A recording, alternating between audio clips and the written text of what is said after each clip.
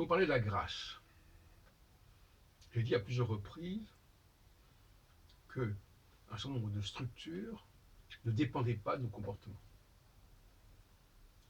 Ce n'est pas parce que nous avons tel et tel comportement que la nuit fait suite au jour, ou l'inverse. C'est pas par nos comportements que l'été fait suite à l'hiver, ou l'inverse. Et là, nous sommes dans le domaine de la grâce, c'est-à-dire que ce sont des processus qui se produisent de toute façon, quoi que nous fassions. Et l'astrologie, c'est bien ça, tel que je la conçois. C'est un processus cyclique qui se déroule, quoi que nous fassions. De toute façon, que nous fassions ceci ou cela, les choses ont lieu à tel moment. De la même façon que le système électoral qui est calqué là-dessus, finalement, il y a des élections qui ont lieu de toute façon à telle date. Et c'est un scandale toujours quand on dit « Ah ben on va reporter la date des élections ». Donc ça ne dépend pas de ce que nous faisons.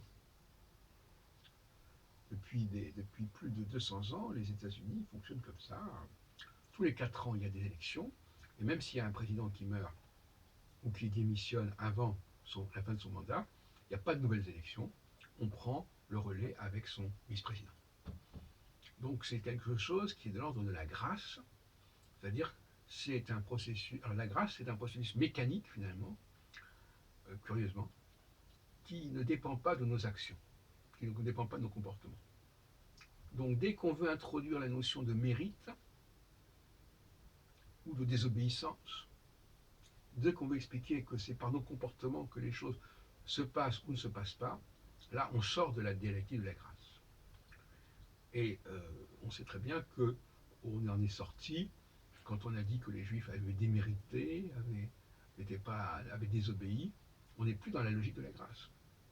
C'est-à-dire que les choses ne se déroulent pas automatiquement et cycliquement de façon absolument rigoureuse, mais ça va dépendre de tel et tel comportement, telle et telle attitude. Non. Et là, je crois qu'il y a d'ailleurs une différence entre les protestants et les catholiques, jusqu'à un certain point. Très important. Moi, je suis dans le sens qu'il y a apparemment un plus grand rapprochement entre mes travaux et le protestantisme.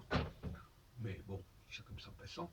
À savoir que, effectivement, les choses se déroulent de manière mécanique, comme prévu au départ. Tout se déroule comme prévu, d'après un plan, d'après un agenda absolument rigoureux, que rien ne saurait modifier ou transformer.